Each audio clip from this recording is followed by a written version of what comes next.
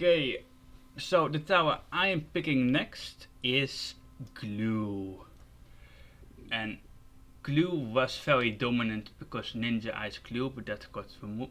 It's not a thing anymore. And it was very strong.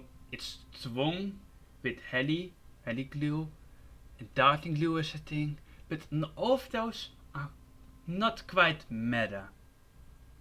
And eco glue is a bit gone, so I think it's above Mortar, but it's all of it is just a bit.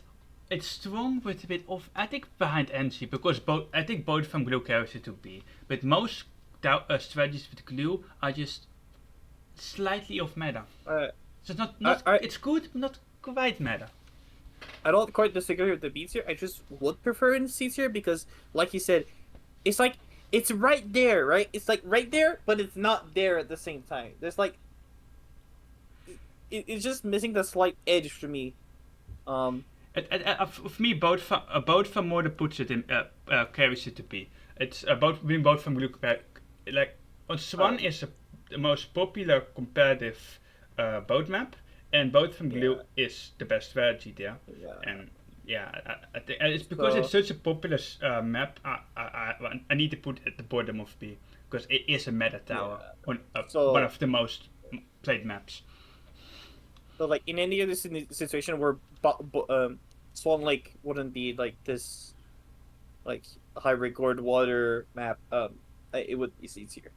Yeah, it's the map pool that puts it in B. If it's all maps included, then it would be lower. Yeah. All right. But I think now, that's all we need to this may be controversial. Hear me out. Glue for the mid game, and even into the round 20s, for round 20 and beyond that, is such an easy to use tower. First of all, it's a style, and it is a passive style. You place it, and it's placed in a glue house, and it styles every single balloon that your opponent sends, including mob class. An automatic style that you don't have to do anything for gives you time to think, gives you time to react, which is super important in the lower levels. And it isn't just a style. Glue solos every single balloon below ceramic that isn't a region, all the way from like rainbow to nothing. If the map isn't too short, it just solos it.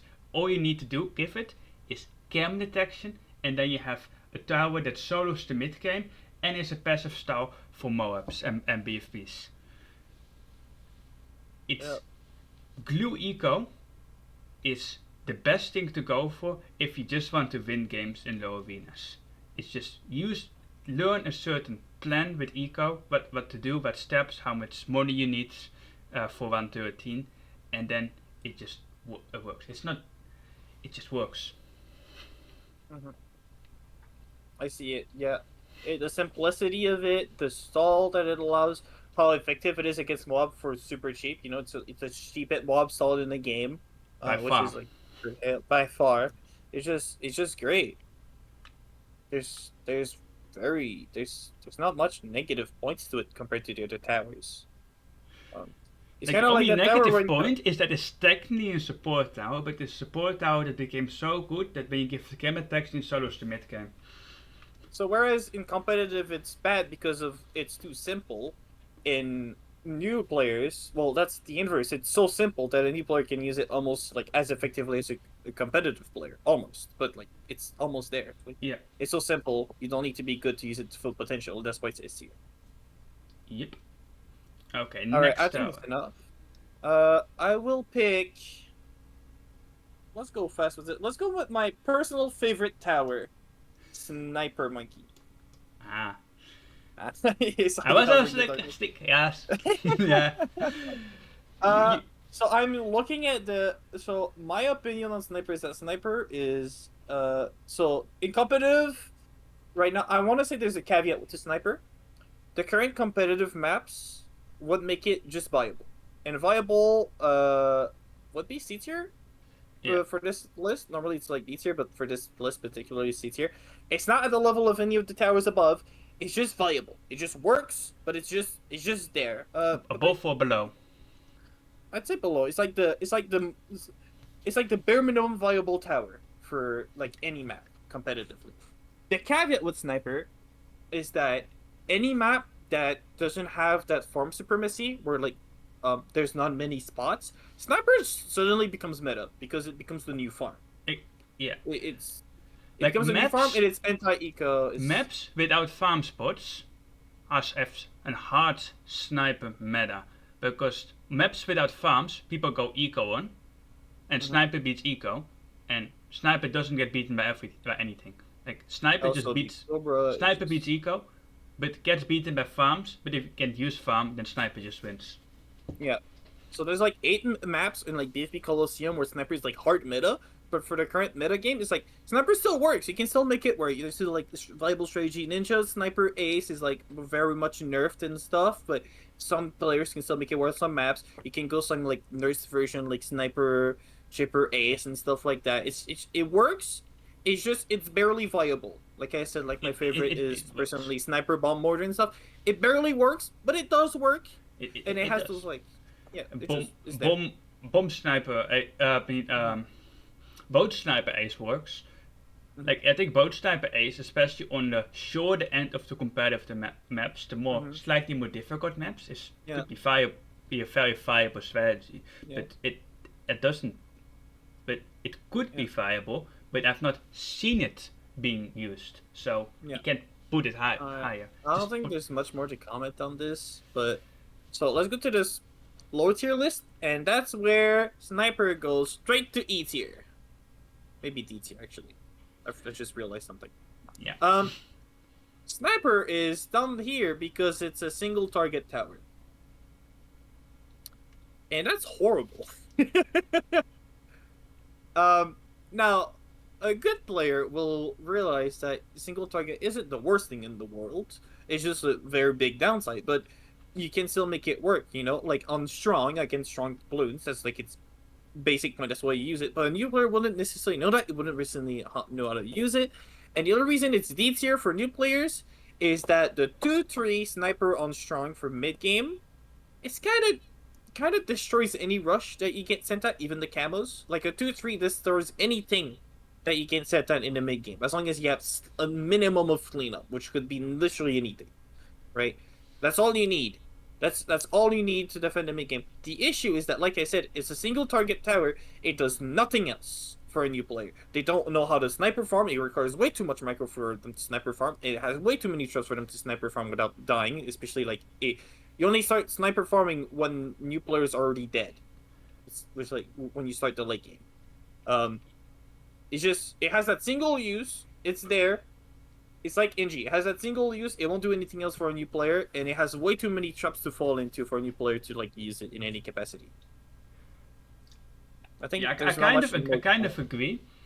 But that I think a 2-3 sniper helping you to basically solo a Vigo Rainbow Rush is extremely important for low arena. Like the mid game, where so many games end in low arena.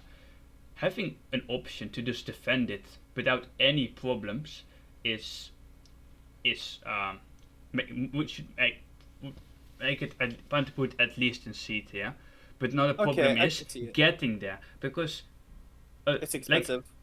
Like, a 1-1 sniper isn't that good. A 1-3 sniper is also a bit questionable if you get spammed by boosted Vigo Rainbows. The pop because then you've boosted Vigo Yellows. A 2-1 sniper is also not that good. It needs to be a 2-3 for it to be good mid game against no out.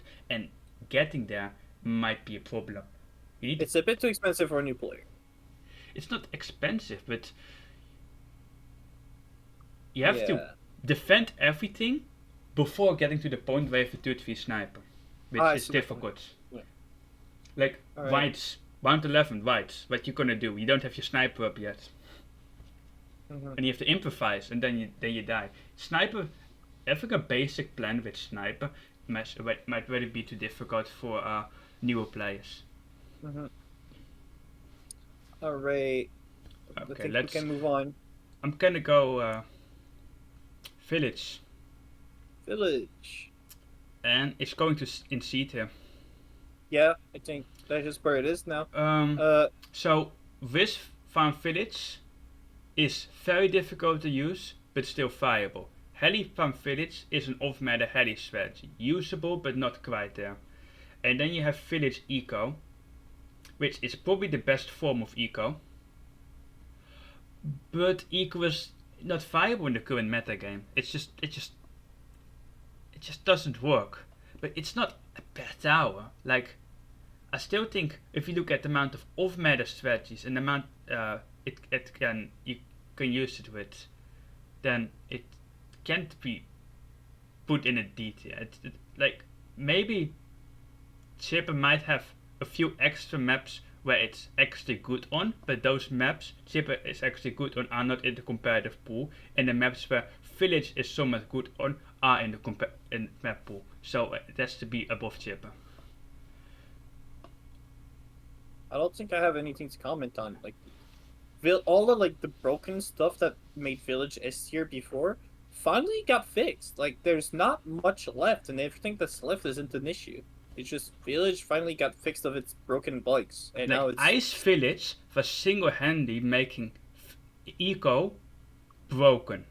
Eco was only viable before it got fixed. It's only viable because of this single interaction, Ice Village, which was just that broken. Yeah. And now that got fixed, so I think Village is ready to get a couple of buffs again, because there's no more buggy stuff going on that's completely broken. Yeah. How do you see it for new players? I'm interested. I think for new players, I'm gonna put it in B behind Mortar. It's camo. It gives camo to Glue Gunner.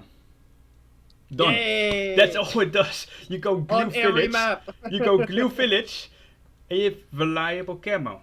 Mortar is cheaper camo. Mortar gives burny stuff, so it's technically better. But Village is more reliable.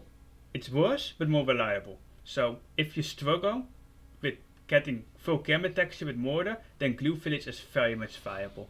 And you could go Glue Village whatever. I think the best Glue Village strategies are the ones that are the most difficult. So that's putting it down a bit. Like, I think the best Glue Village strategies are Glue Village Super, but you have to use Glue early game, which is difficult. But you don't have to go Super. You can go Glue Village Tack, which are three really easy to use towers. It doesn't go as late, but it still goes late enough, and it's still easy enough to use that you go way later than most other players in your arena. They will definitely die or struggle to certain versions before Glue Village Tack dies. I think that's all there needs to be said about this. It's a support tower that is consistent. Yeah, you could also go ninja with it, which is a bit in between super and Tack. You don't quite have the soda with the Glue early game, and you have an extra style, but it does go later than Tack and less late than super. I think with Glue Village, with any of those three towers are good, are pretty easy to learn. One each than the other, but it's all three are pretty good. Alright. I think my next pick is gonna be... I'm torn between two picks. I want to go with something that's like closer to my heart and opinion, and I know that it's the tower that separates me and Kuni the most, which would be Boomerang. I'm trying to keep me and Kuni, actually, this is the tower that separates our opinion the most, because I have a personal bias for Boomerang, and Kuni has a personal bias against the Boomerang. I think for a while, I think especially before the farm nerf, but even after it, Boomerang was my least favorite tower, because people were going both farm Boomer on Hydro, which was not skillful, and I wanted people to go either Wizard or Engineer, but was skillful. And I was part of the smaller elite group of top players who went either both Wizard and both Engi. I just absolutely hated everyone who was going both Boomer. And I have to bias Boomerang because I improved a lot of the Boomerang strategies. And I, especially on the shorter maps that are not played competitively, I made some like very much like rock, paper, scissors, or like, you know, like set in stone how to play those maps because they're so short that any mistake can be used against. So they actually become like a kind of game of chess where a single mistake is your downfall. And Boomerang just was super strong, but since the Cobra nerf, I mean it's D tier. I'd say top of D tier. Because it's always good on a short map. It's just that those short maps are not competitively the map pool anymore. But if there's a short map and it's competitive, Boomerang is top tier. There's no doubt about it. It's just that there's other strategies that can compete with it, but I just think it's always top tier for short maps, and that's like why it's D tier, like So top of D tier. a big hit against Boomer is I hated both Boomer, but both Boomer disappeared. Like it became super popular after the farm nerf, and now people finally started to realize how to defend with boats. We use both Mortar and now they use both glue, and they don't need Boomerang anymore. People finally learned how to defend with boats, and Boomerang was literally defending with boat without actually using boat, just turbocharge every rush. And boat Boomerang is completely dead, so I cannot you cannot justify it in C. It's not viable. It's not boat viable. Boomerang is not a viable strategy in the slightest in the current competitive environment. No, not after Not all even those close. full types of stuff. Yeah, it's just that niche use of in the short maps where it's like it handles every rush and stuff. For new players though, Yeah. that bionic boomerang and that ability makes it at least B tier. That ability that just I'd say top of B tier. Not A tier, not like Tack Shooter that does everything because it has Aye. weaknesses, especially Ricochet. But the fact you can just you get that ability, you click it, it's a boosted region Rainbow Rush, and you're still defending it, no matter what. Like this will like you have a panic button that it handles anything. For a new player, that's massive. It's similar to Tack. You have a panic button in the mid game that defends everything. Except with Tack, you need to have cam detection. With Boomer, you don't need to have cam detection. But Boomerang is way worse at the early game. With Boomer, you do pop lets. But yeah, Boomer isn't that good in the early Boomer game. doesn't have the early game attack, and that's why it's speed. It is not a good solo tower for the early game, and it fouls off even harder than Tack late game. Yep. But in the mid game, you defend everything, no problem. No problem. I think we can move on. That's like all there needs to be said. Also, Yeah, needs that's to, like, it. wrap up a bit. Yeah, okay, I'm gonna pick Ice, and I'm gonna put it in the A tier next to Dart Monkey. I mean, it's Ice. Above? Above. Ice Above. carries Heli, Ice, to a meta strategy. Yeah. Ice, back when Ninja was the step was still slightly better. Ninja Ice from Ice was a top tier strategy. Ice Eco was top tier, and of course that was partly because Ice Fierce was broken. But even Triple Style was Ice played a big part in that being strong, because Ice Shards is if everything moves slow, then Shards even stronger. And I think if you want an eco strategy to work nowadays, Ice is probably still the way to go, because Shards still basically does the same thing. It's just slightly weaker, but it still does its thing. Ice is just the pinnacle of competitive. It has the stall. It has great mechanics. The Ice Shred, especially like Ice Shred with shards for like the BFB defenses and stuff. It's just great at cleaning anything. It's just a perfect competitive tower in like any sense. It's strong, but then you go to Ice I think I'm gonna put behind Sniper. It's something people don't realize, but Ice is a hard tower to learn. Like, and a hard tower to master. So I have to judge Ice for noobs. It's Ice hard. by itself. No support, no double Ice. How good is that? Like, it does stuff, but it doesn't pop camos. It doesn't pop whites. You don't have. You're gonna miss out of balloons because you're not. You don't. It's gonna use double Ice as a new player. So it's very inconsistent in the mid game. You can have it around for some extra damage, but fully relying on it completely popping, soloing almost the entire rush is not something you can do. Ice is good in top tier level, competitive level, because of how cheap it is. You just get a snap freeze and a second or a third Ice, and then you defend almost everything with correct support.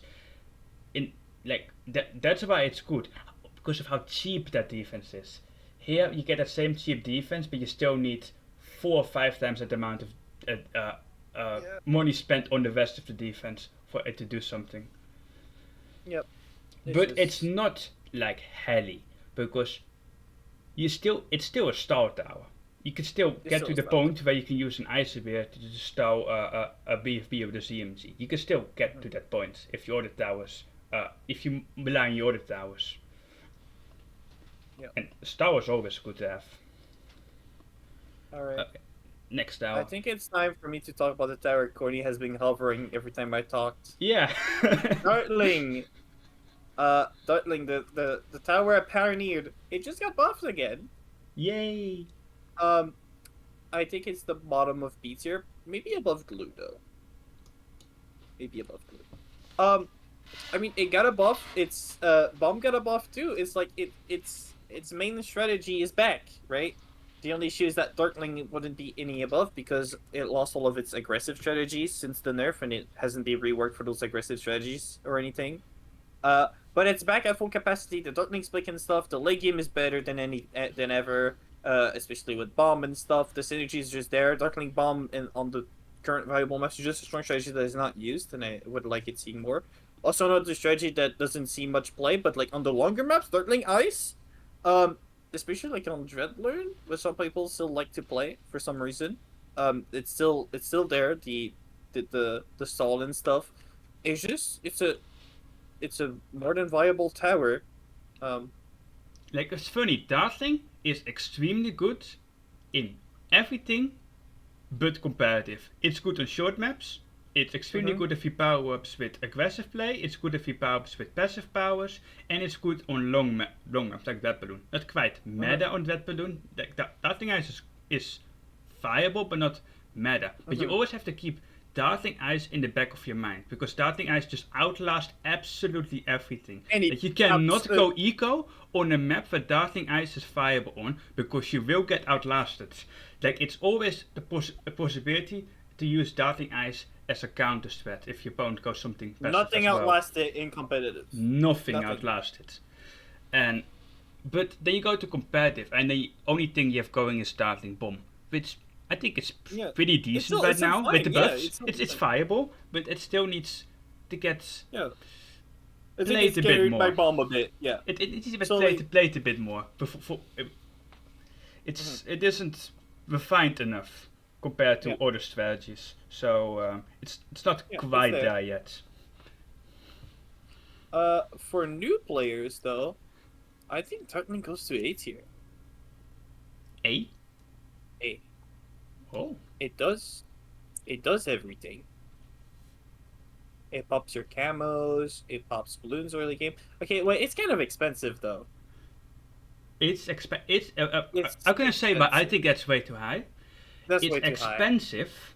You have to mainly target it, which is difficult, and you have to maybe buy defense while targeting it. And like Dartling works best with farm. Like Dartling eco is not a thing, even on in no noob farmers. Tier. And you don't have farmers low on, so I would not put it anywhere nearly that high. I see your points. C tier. Below Bomb.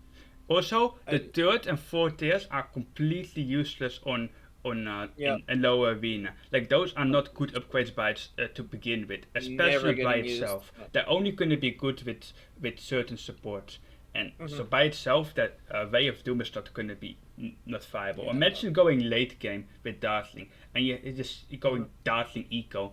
If it's wide waist and play Sling with 2,500 eco around 30, and then save up for couple minutes just to buy a Way of Doom. So they defend 130 to AI, but die to a single CMG because Way of Doom does nothing against the CMG.